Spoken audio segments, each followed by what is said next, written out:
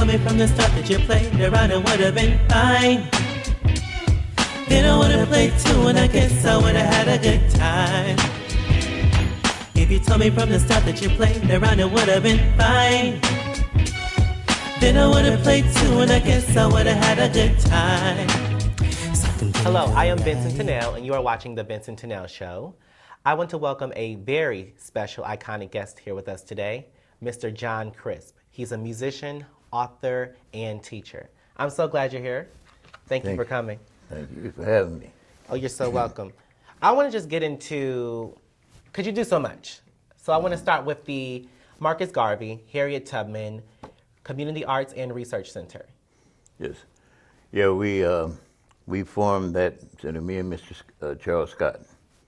We put that together after the Harriet Tubman, Susan B. Anthony Women's Self-Help Center lost its 501. And so we have filed to get our 501c3, and we also partner with Reverend Johnson and Nehemiah to get a community center on the east side. Everybody talks about the Boys Club, Right. Boys Club's good for 100 kids, and they need the staff to take care of that. We need something a little larger. You know, we can start small, but we need something larger, you know, whether there are 20-some-odd thousand youth on the east side with no place to go. And so we're trying to get a center open where they have a positive place to go and can learn how to live in the real world. Okay, so the center, it is official. Like it's a nonprofit, it's on paper. Mm-hmm.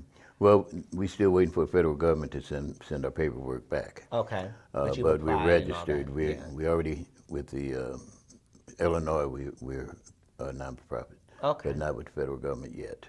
We're still waiting to get our papers back from that. So what is the biggest pushback? Like, why can't we just get this thing running? What's been your biggest obstacle? The community, the people in charge. Mm-hmm. You know, I've talked to politicians. I've talked with our police chief, the new sheriff, the new school board director, NAACP. They need a facility. They don't even have office. I don't know if people know that. And we, in this facility, we're willing to share them type of, to get different organizations in a facility that can help the community. The East Side's in need of help, and I'm getting old. Okay. You know, and so the thing is, can we get together as a community again? When I came up, we was a community back in the 40s and 50s. You know, now we just a neighborhood, and it's just like we kind of like the gas station. We used to have service stations. Now we have filling stations. Mm-hmm.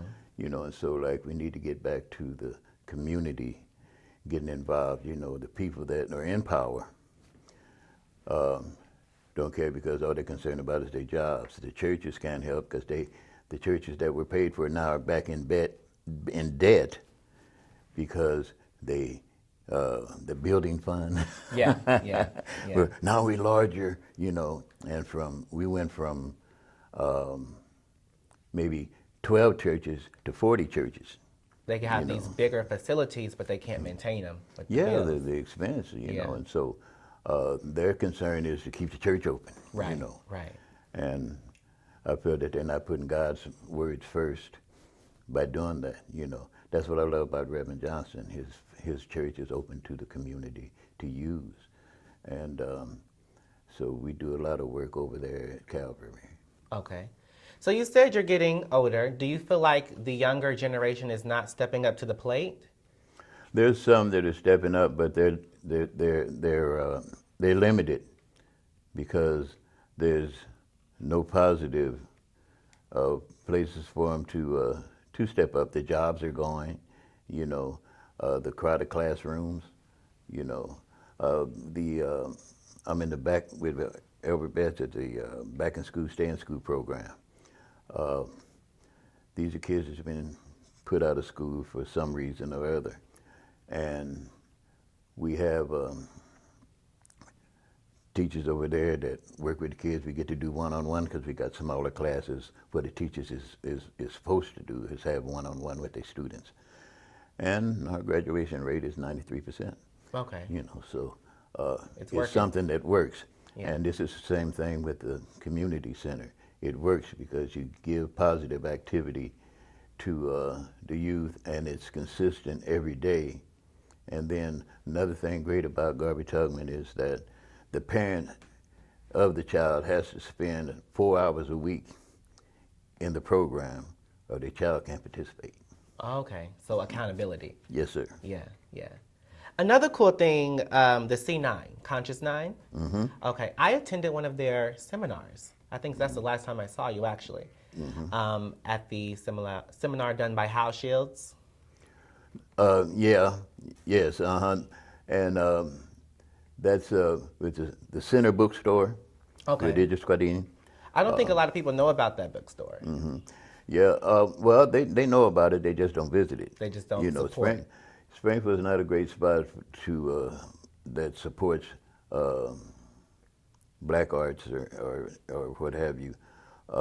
We're not invited to a lot of things, and we don't have turnouts when we have events.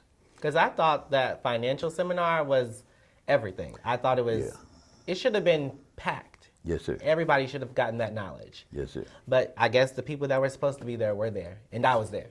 Yeah, yes, and that's the thing, you Yeah. know. The people that show up and want to do something, the people that are conscious of the situation that we're in as far as the people and the city, will show up, but we're limited, so, and then we can't get the monies to operate, Right. you know.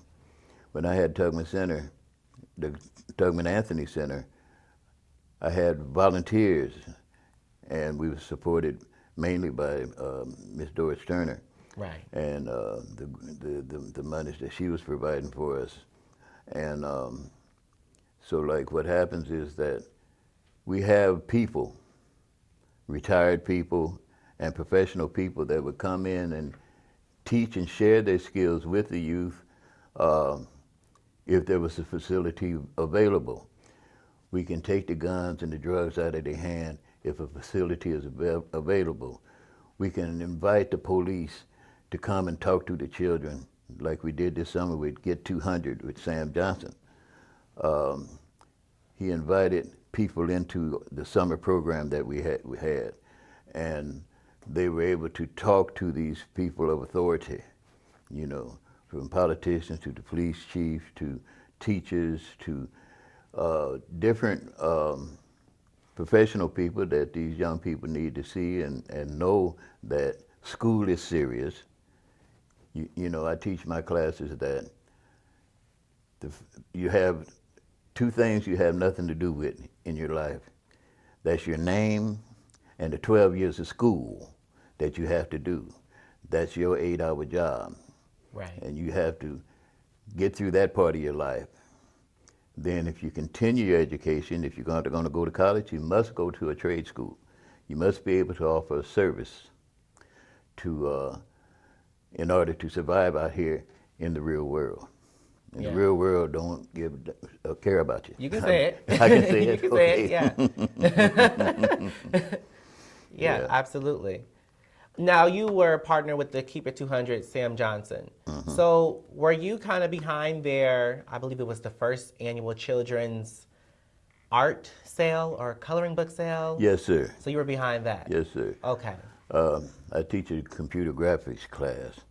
And see, 90% of the things I do is black history. Mm-hmm. You know, I'm on fire for that. You Yeah. know, it's things that I didn't know that I found out. I said, they didn't teach me this in school. Right, You know, right. and I see why they didn't teach me that in school, because the things that I found out about our history is that we created things but didn't get credit for it. Mm-hmm. You know, and so we did with the computer graphic class, we did Black History booklets, and the children did the books, and they learned to cut and paste and arrange. Positive Shapes in Negative Space. And they did some great books. I wish- saw some of it. Yeah. Yeah, I saw some And of it.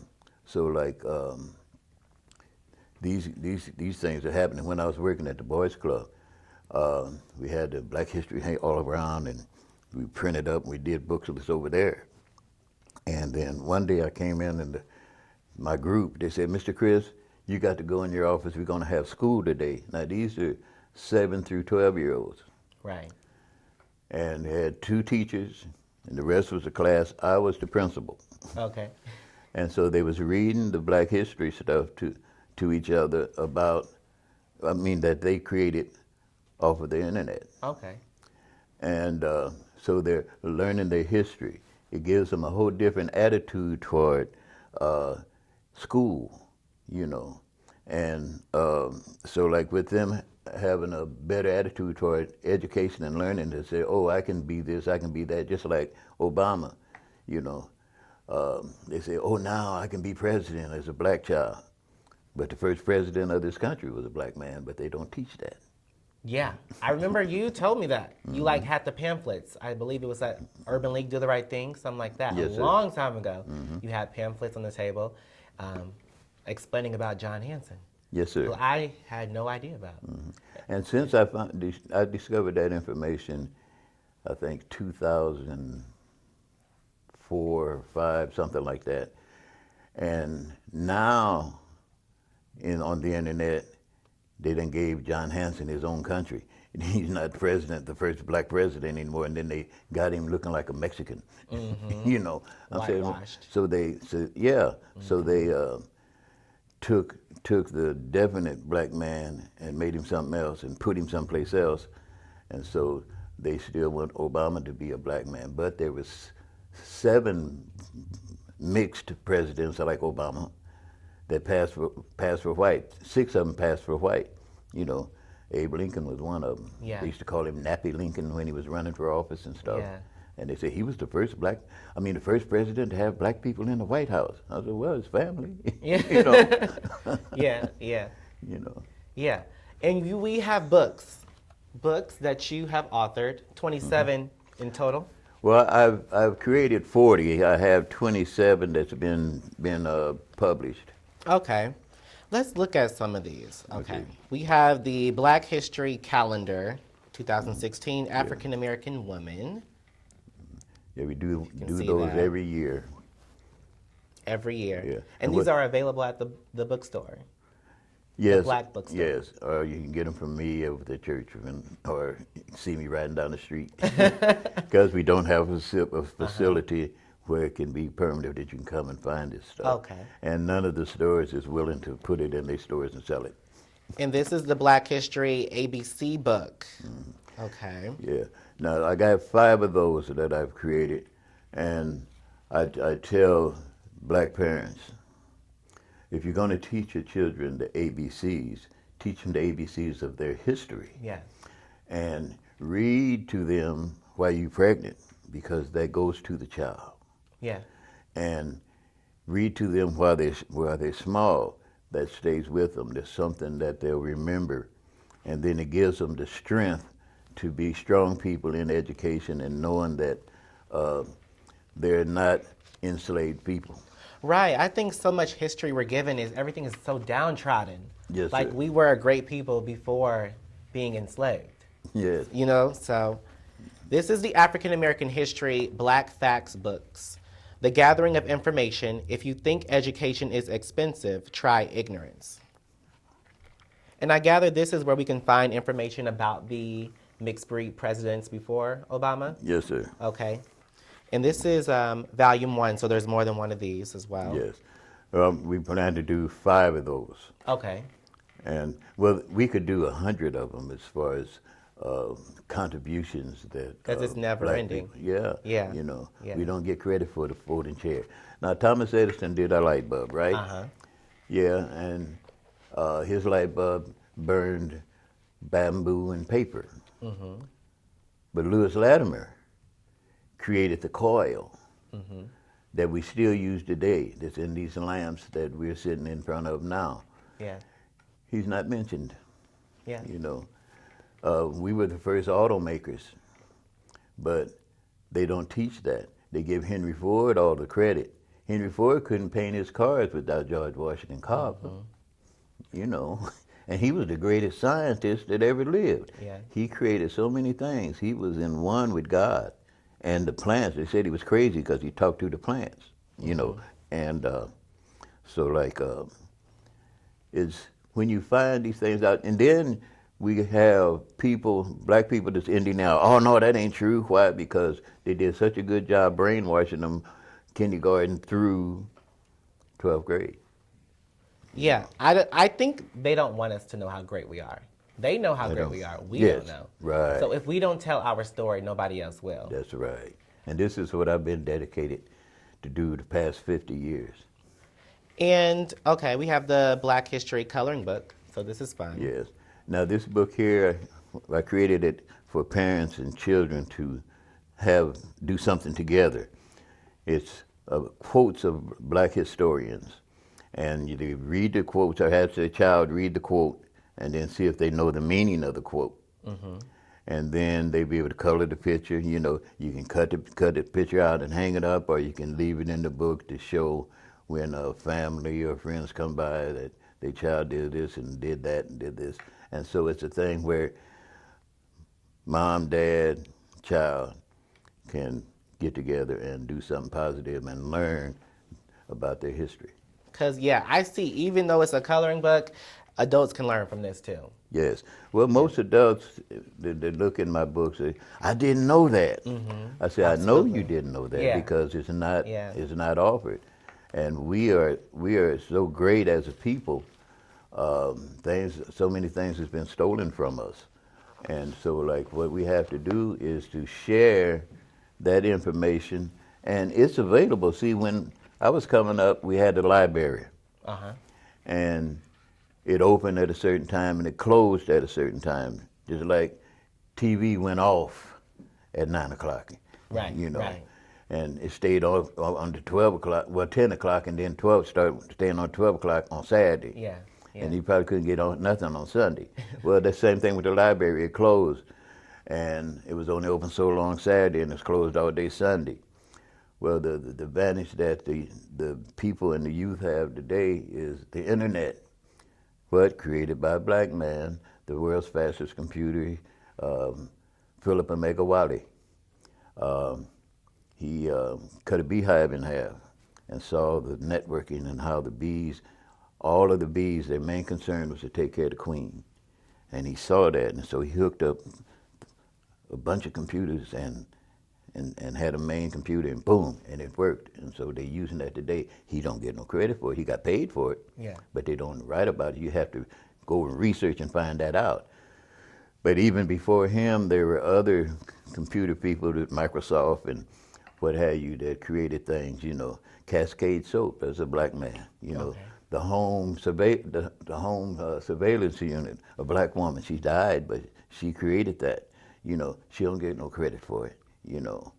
And so like with the computers, you got information 24/24. Right. And if, you know, my thing with the young people is get them off the games and do some research. But then I said, if you're gonna play the games, that's fine, you know, because that keeps your mind flowing, you know. I tell them about the two sides of the brain. Balance it out. Yeah. I said, but create your own game. You know, you have that ability, you know. Use this computer. Yeah. You know? So before we go, I want to go over a couple of things. All right. Because everybody's seen your books now. We want to know how much you sell them for. The books are $5. Okay. Or you can get 5 for $20. That's a steal. It's very cheap. Yes, sir. I try to make things affordable. And these funds help reproduce more books, and we try to put a few dollars back, you know, to have matching funds for a center. You know, it's not working with our bank account. I think it's got 70 cents in it. Not after today. Yeah, well, you know, I always say that if I could get 1,000 people to give $100, Yeah. you know, And today, $100 is back when I was young is like a dollar bill now. Right, right. You know, you spend $100 bills at the club. Yeah. You know, to give $100, and then we could do something, and then that would get them people that gave $100 involved in what we're doing. And this information is not only good for our black youth, but for all people. Yes. You know. Yes. And I'll get your story when I was Garvey Tubman Anthony. This little white boy was was over there at the center, and he was learning about black history and what have you. And he was angry because he started beating his mother in the chest. Mama, you lied to me. Black people did do things, you know. Yeah. And he was quite angry. We had to pull him off his mother, you know. And I'm saying, boy, you ain't like that, you know. It's not her fault, you know. And so it's good for everybody. Yeah, because black history is American history at the end of the day. Oh, yeah, world history. World history. The oldest bones is in the motherland. Yeah. You know. So this black bookstore, what's the name of it? It's the Center Bookstore and Research Center. Okay. And this is off of Laurel?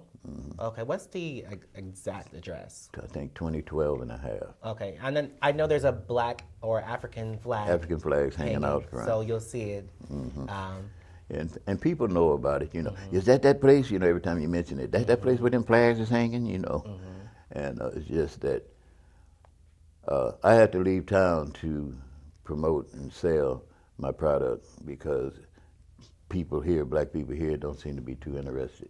Right. Just like we had an African store, and he moved to St. Louis. Yeah. Yeah. Yeah, so he had to leave because there wasn't no support. Right. You know.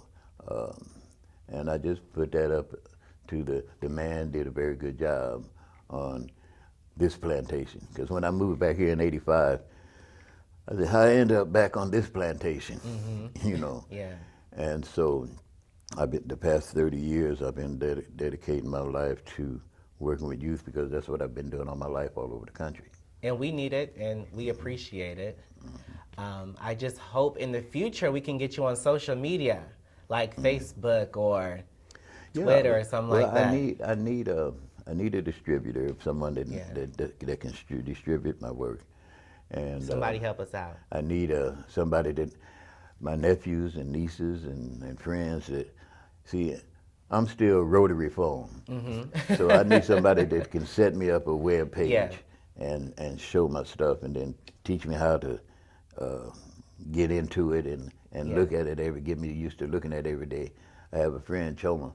He says you got to get with this modern technology, and I said, well, okay. And then they said you got to get that. What is that thing where you send messages to each other? Oh, text messages. Yeah, no, or email? Email. Okay. And you got to look at your email every day. Well, I ain't accustomed to email, you know, so I don't look at it. You know, I had some people that gave me one, but you got to have passwords and remember all this stuff. So I'm not good. I'm not good at that yet. Well, hopefully we can get somebody to help you out in the future. We got to wrap it up. Do you have any final words? Well, yes. Let's get an East Side Center. And so I can put music instruments back in the kids' hands and stop them snatching them tracks off, or what do they call them? I got these tracks and some off the internet. And, beats, yeah. Yeah. And play the instrument and create your own so that you can produce it. Let's get busy. Let's get them 1,000 people to get that $100. All right. And they can contact me at 217-303-9406. All right. I want to thank you for coming today. Well, but thank you for having me. I think you've been an excellent guest, and the people will appreciate it. Don't go anywhere. We'll be right back. So I'm doing this video because, say hi, King. King, say hi. He's looking up outside and stuff, but I just wanted to make this quick video because, you know, black people brag about these degrees and stuff like that, and I feel like that just their whole message is wrong. Don't get me wrong, being certified and stuff is good, is important, but it's like what good of use is it if you're not utilizing what you know, bringing it back to the community and bringing it back to your communities and building your communities up and becoming self-sufficient as a group using what you know, what you've learned, what you're certified in. Like, I don't understand why blacks don't get that. When you work in a warehouse and you see how they work and you see how they operate, like, I'm gonna give you an example. I went to this one event, and I still want to do it or whatever, but basically, you know, this white boy, he's at the very head, but he's telling black people how to run corporations, what's the secret to successful businesses. You know, these black people are working for him, making him rich and stuff like that. And all I can do and sitting there and think is, they have all this knowledge, but don't think to open up their own corporations themselves. Don't think to come together as a collective and put their funds together to build something together. It's really that fucking easy. When you have a whole bunch of people who are good in different areas, who are good in different fields, like maybe one's a good businessman, one's a doctor, one's a lawyer, maybe one's good at being a team lead, whatever the fuck you want to call it. Like, it's easy. It's really easy. All you have to do is come together, pull your resources together, and boom, there you go. So it always shocks me that black people don't ever think to be self-suffice, use their knowledge to become self-sufficient and build up the community. So when I say self-sufficient, I mean blacks becoming independent from other races. Other races do not control your reality, where you can go into a job and have a black name, and they won't discriminate against you because you have a black name because the people are black. You know, that type of power, you know, becoming manufacturers, being active competitors against other races. Black people don't do that. Instead, what they do is they use their brains and they work for other races and they help build up other races, but they never utilize that same skill to build their own. They never put that same energy into building their own. They never save up that same money or open up some type of funding where, you know, you raise awareness, because that's all you have to do is raise awareness. All you have to do is raise awareness and get black people to fund different stuff by advertisement, raising awareness, just like Go Green. That's all you have to do. But it bothers me so that black people don't think to do these things. Like, you have all this knowledge, like they're practically telling you what to do, but you don't ever think to come together, to pull your resources and become an independent nation from foreigners. Foreign entities shall not rule you. You know what I'm saying? You rule yourself. You rule your own race. Like, it kills me. They just celebrate the wrong thing. Success should not be, black people should not define success based off of, you know, some white man's degree and, you know, getting the job or getting hired by a white man. Your success should be defined in how your wealth increases as a collective. You know what I'm saying? Your collective wealth. Your success should be defined based on how independent you are from foreign entities, how much you can rely on your own. You know, black grocery stores, black car dealerships, black owned car manufacturers, trade deals you do with Africans, armies, technology made by black people, funded by black people, institutions made by black people, funded by black people that are actually legitimate. So it's like, that should be what we define success, not, oh, getting a degree and fitting into white society. Like, I don't understand this. And where is it showing? You know, we need to redefine our definition of success and making it. It should not, if you make it, the collective should make it.